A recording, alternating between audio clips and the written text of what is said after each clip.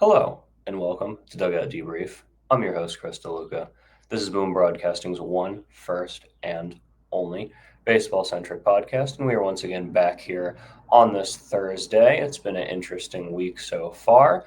A little bit slower news this week compared to last week because, of course, last week we had one of the biggest deals of the season so far, arguably the biggest deal. Rafael Devers being sent from the Red Sox all the way to the West Coast to the San Francisco Giants.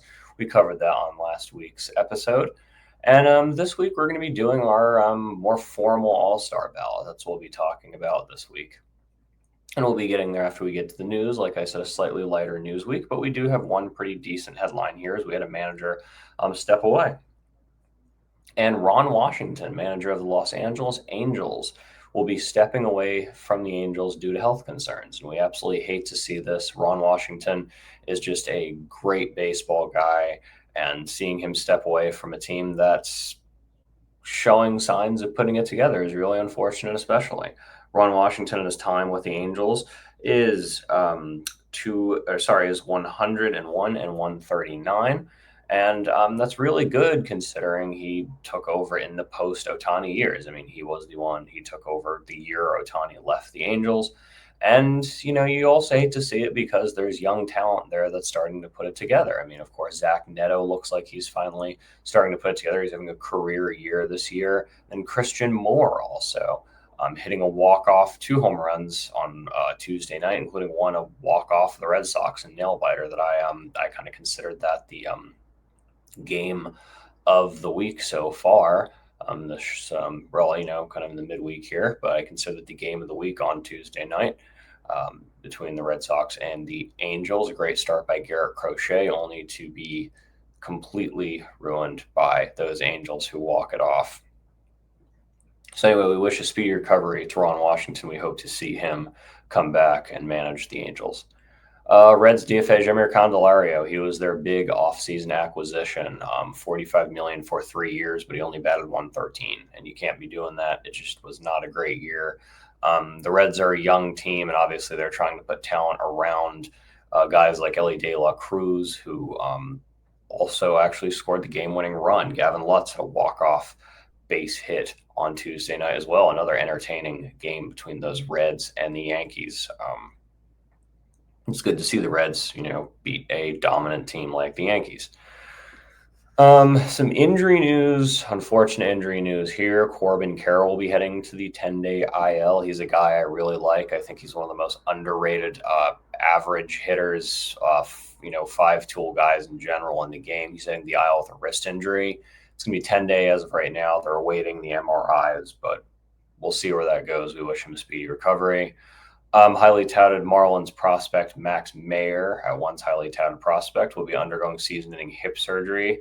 It's not every day you see a pitcher undergo hip surgery, but that's a crucial part of the pitching motion. So that's why it's really scary because one, hip surgeries are usually super invasive, and two, the twist motion that you make is a big part of the delivery, and regardless of how your mechanics are. So this is what's really unfortunate about this injury is there's a chance that he might have to completely go and redraw his metrics, his motion, everything.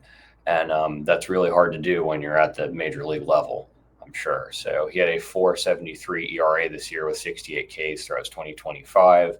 He was a decent bright spot for a very just struggling Marlins team. We saw this. I actually had them being objectively worse than the Rockies or close to worse than the Rockies in my preseason rankings. But obviously the Rockies are their own situation right now, which that's already been talked about in this program. But yeah, we wish Max Meyer and Corbin Carroll a speedy recovery.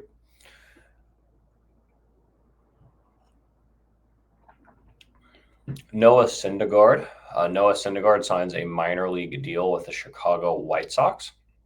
So he's back in professional baseball. And I didn't realize this until I looked up his baseball reference and I was writing the script for this. He only has one All-Star. In 2016. That was his insane season.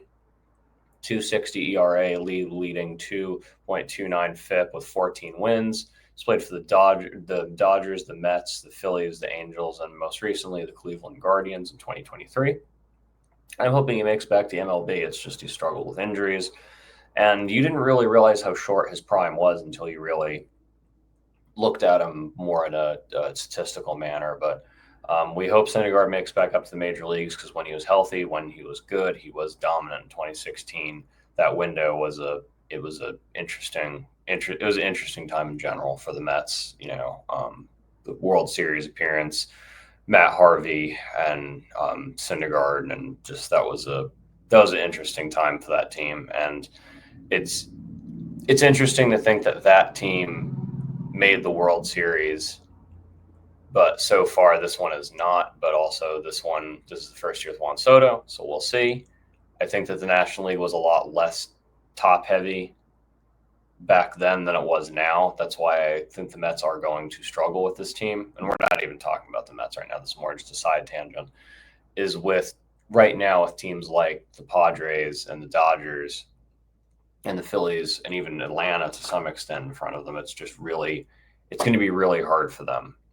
And that's why some people even say that 2015 season where they lost to Kansas City was like their one chance. I don't know if it's necessarily their one chance, but the rotation was objectively better then, because then after that, just DeGrom got hurt. Syndergaard, his career just completely came off the rails. So did Matt Harvey. He lost it.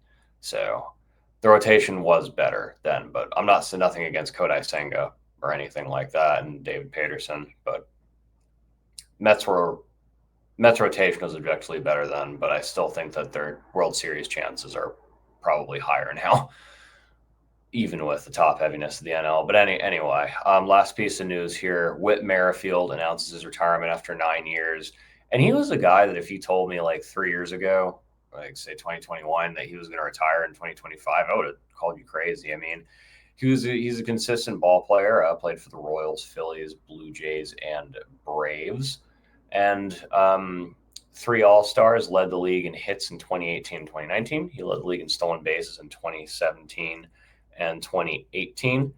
He had 42 doubles, league leading 42 doubles in 2021, 17.8 career WAR over those 9 years, and generally just a consistent ball player. Just couldn't really make it back to the MLB at a consistent level after 2022. So, happy retirement Whit Merrifield, but I could have seen him being in the league longer. I felt like he was in the league longer. Had some really good years with Kansas City. So it's time for my All-Star ballot. So we're going to go through about, so we'll say 5 starting pitchers for each league. I think that's a good number. And then we'll do 2 relievers and then just this, the 1 starter for each. I might go throw in some reserves in the next show. I'm going to do another ballot, but I just decided to have a formal All-Star, ballot, my All-Star ballot episode here to get that out of the way. And we'll do an All-Star review come July.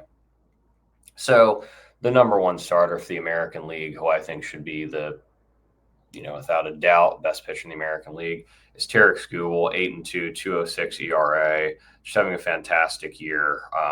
He's honestly doing even better than his year last year.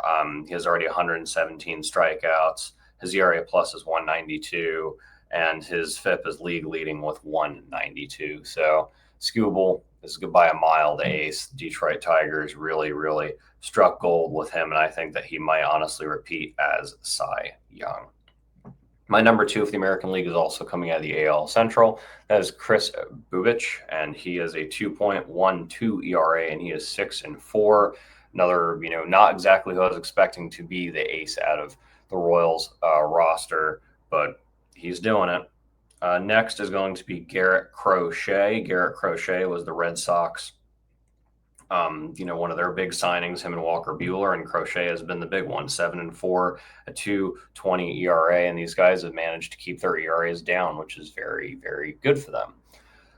Next will be Hunter Brown. He's a guy that I was big on a few years ago, and I'm happy to see that he's finally putting it together. He's up there in actually most statistics right now. He has a 1.88 ERA, and he is 8-3 with a 3.4 WAR. He's league leading in ERA right now, with only actually 19 earned runs for the whole year and already 109 Ks. And then the final starter here for the American League, I'm going to be going with a guy who a lot of people probably kind of forget that he's still around, or forget that, you know, don't even really think about him. He's not really a household name, but to me, he's a guy that I drafted in fantasy, weirdly enough, as I've said and said and said that I'm going to have a fantasy show. And that is Drew Rasmussen of the Tampa Bay Rays, 6-5 at 2.61 ERA. He is in year 6 right now. I think it's year 5 with Tampa. He has 60. He's not a dominant pitcher. He has 67 Ks this year, but he keeps the ERA down. Strikeouts per 9 is 7.6. And his FIP is 358, and his ERA plus is 153. I think that he rounds out as like a bottom starter for the American League. Next, we have Josh Hader, who has yet to blow a save. He's the first reliever that we have. Josh Hader yet to blow a save here in 2025. He has a 1.83 ERA. And then Carlos Estevez, who I think was a great signing by the Kansas City Royals. Fantastic pickup. He is your final American League pitcher on my list. So next, we are going with position players, and then at catcher, I don't even think this is controversial for the American League, because this guy is the best power hitter just in baseball in general right now, which is just genuinely kind of crazy. I was not expecting it. I don't think many people were at all, and that's Cal Raleigh, batting 281, already has 32 homers and 68 RBIs. Cal Raleigh has just been crazy this year. I mean, he's up there with Aaron Judge as of being the best power hitter. He's over Aaron Judge right now. Aaron Judge, who's also in my All-Star picks, has 28 home runs. So crazy year for Cal Raleigh. I don't think it's controversial at all for him to be my catcher for the American League. And then next, moving over to first base, we have Jonathan Aranda. He's batting 332 with 8 home runs. He has 41 RBIs, and his OPS is 906. I think that he has been up there with one of the best first basemen in the league. And, we love to see the Rays represent. Next, at second base, we have this is one of the weaker second base all-star classes for the American League that I've ever seen here recently. And I think it's predominantly because Jose Altuve has been moved to an outfield role. Usually Altuve just dominates that second base position, but he has been moved to the outfield as he's getting up there in age. We're going to be going with Detroit Tigers' Gleyber Torres, a guy who I was really big on when he was on the Yankees. He's batting 281. He has 7 home runs. He has 38 RBIs, and his OPS is 803. Their competition was kind of challenging. Willie Castro is one I considered. Willie Castro batting 277 with 7 home runs.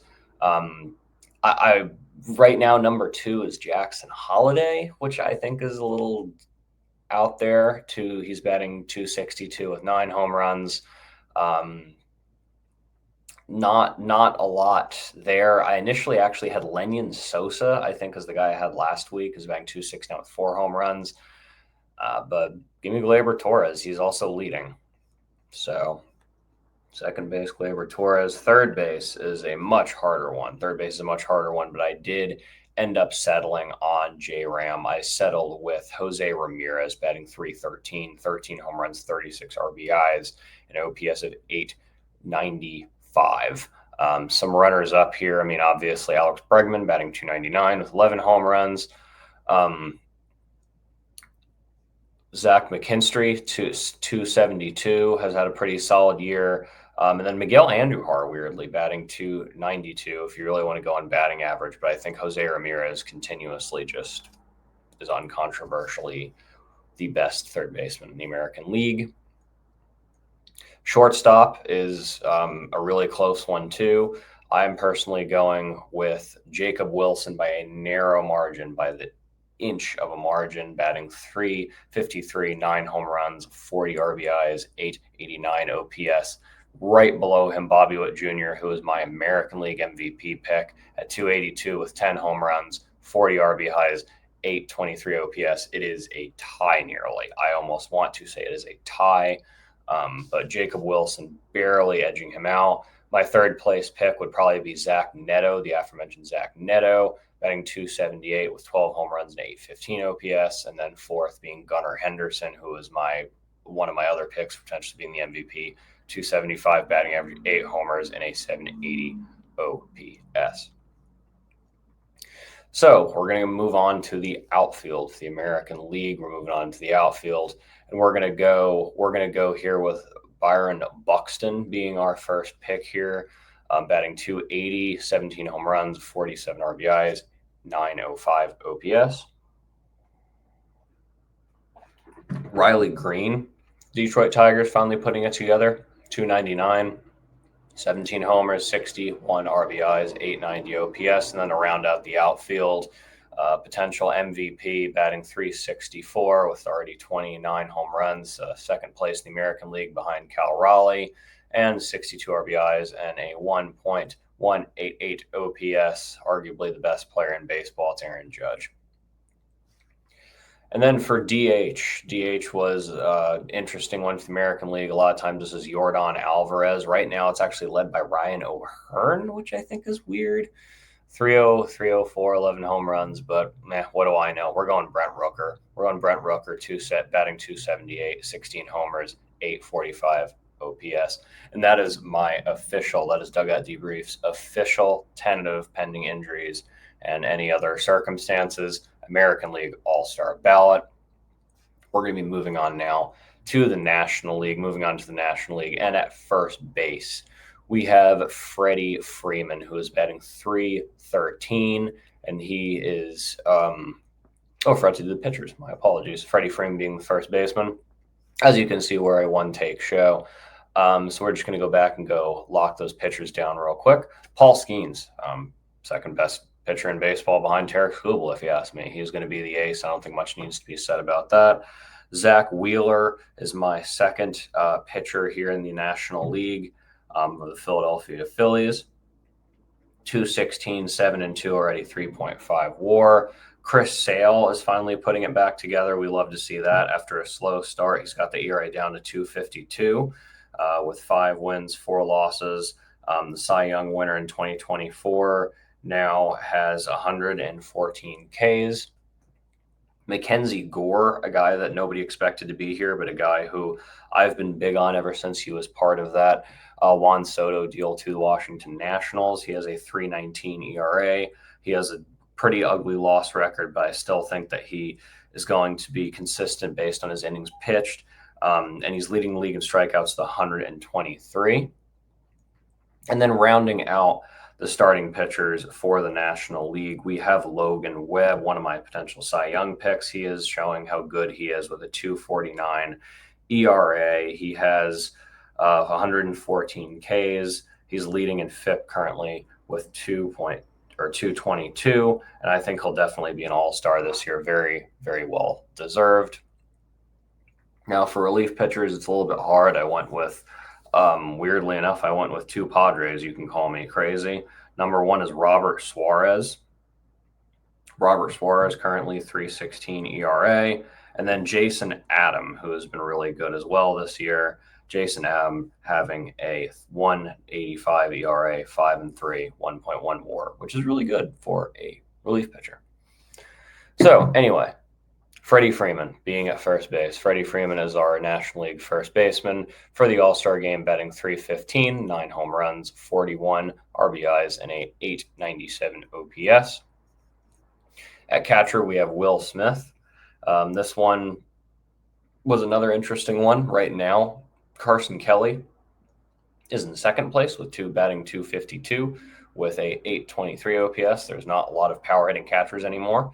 JT Realmuto is not even in the top 2 right now. And that's weird to say. You'd expect to see Realmuto number 2, but Will Smith is my pick.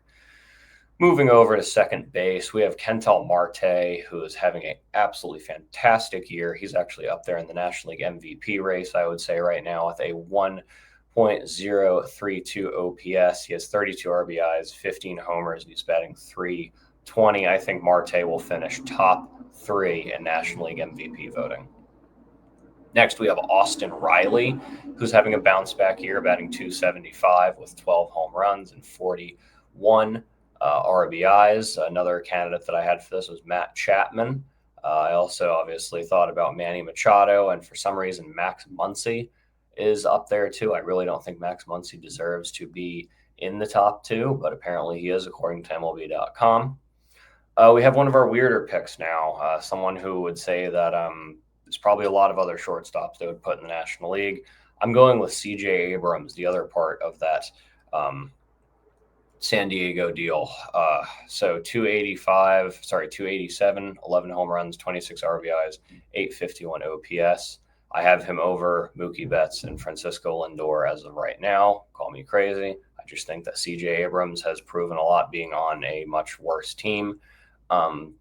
Nothing taking away from either one of them. I absolutely think they're both going to make the All-Star game, but C.J. Abrams just gets my vote right now. Outfield, Ronald Acuna Jr. Finally, I think he's back as long as he can stay healthy. 385, 9 home runs, 16 RBIs, and a 1.188 OPS. Great year for Acuna Jr. He's going to be up there National League MVP voting. Give me Pete Crow Armstrong, another guy who's going to be up there in National League MVP voting. 273, 21 home runs, 61 RBIs, 873 OPS. This guy is finally putting it together. We love to see it. Another guy who's finally putting it together, James Wood, second Washington National on this list, 281, 22 home runs, 63 RBIs, a 938 OPS. And then to round off, we have the best player in baseball, one of the best players ever already, who is finally back pitching, Shohei Ohtani, but we have him going as a DH, 289, 27 home runs already, 51 RBIs, a 1.014 OPS. That is the Dugout Debrief official All-Star ballot for 2025. Book it here, pending any injuries or crazy circumstances. I want to thank you for sitting there through that barrage of statistics, but that's our All-Star ballot. We're probably going to go and, maybe throw in another one here and there throughout spontaneously until we hit July and we hit that All-Star break. But I figured I'd do my official one here as we're less than a month away about less than a month away. So book it here.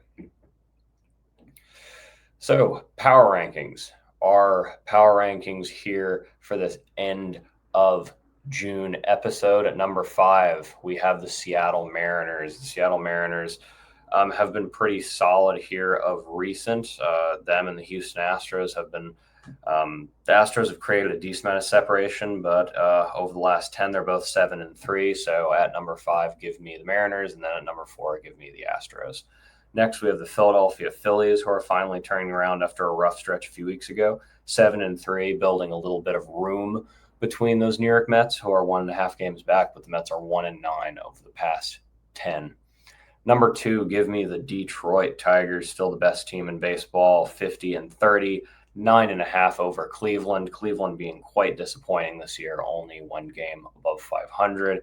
And then at number 1, a team that has also been very hot, a team that is only 1 game behind the Detroit Tigers at 49-31. 8-2 over the last 10. Give me the Los Angeles Dodgers the second week in a row in the Dugout Debrief Power Rankings, being number 1. Number 1, number 2 stay the same 2 weeks in a row. The rest kind of jumbled around. Seattle making their debut on this list. Series of the week time. We got 2 of them. They're both on the weekend, which is kind of rare for me because normally I do weekend one. I do midweek. Midweek has some gems. They hide some gems in that midweek. Philadelphia Phillies at Atlanta Braves. 2 teams on a hot streak. Braves barely missed out on my power rankings being on the top 5. And the Mets, who are not doing well right now, are lodged between them. It's a huge statement series.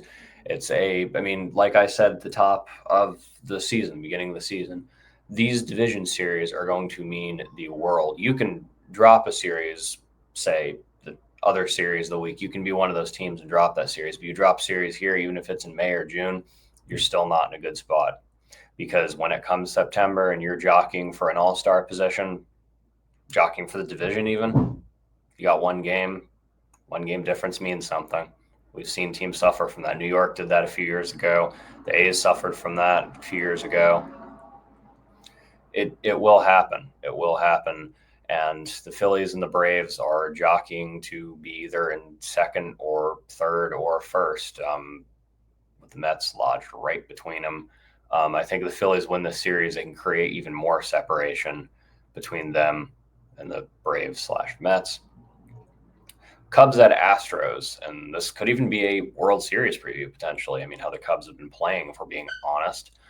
Houston overperforming, much more comfortable lead in the West than expected. Texas is going to be someone that I'm probably going to talk about here within the next few weeks, which I'm trying to give more time to talk about. The Rangers 39-41, 7.5 games back.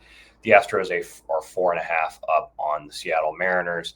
And the Chicago Cubs, who are currently in a series with the St. Louis Cardinals, are 46-33, 2.5 up. So two teams with a comfortable, but the Brewers are still on the Cubs' toes. So we're going to do trivia. We're going to get out of here. Last week, who's the only player to go into the MLB Hall of Fame as a Los Angeles Angel? And that is Vladimir Guerrero Sr. That is Vlad Sr. Vladimir Guerrero could have gone in as an Expo. He went in as a Angel, which is kind of crazy because he only spent about 2 years with them. That was the last part of his career. Most famously with the Expos is probably who you associate Vladimir Guerrero Sr. with, but he is the only Angel in the Hall of Fame. It's not Rod Carew, but soon Mike Trout will be joining him. This week, what team's ballpark features an external feature that is referred to as McCovey Cove? Bonus points if you get the name of the ballpark. But what team's ballpark features an external feature known as McCovey Cove? And with that being said, ladies and gentlemen, this has been Dugout Debrief. I want to once again thank you for tuning in this week. Thank you for supporting the Boom Broadcasting family. We're having some great coverage here. We have NBA draft coverage going on throughout the show. Hoops and Helmets is going on there. Aaron and Carson are really carrying this right now. Podcast Smitty, of course, Jason, all of them. Make sure to tune into all the great shows on this channel. But this is the baseball-centric one, and I want to once again thank you for tuning in. I hope you have a great week.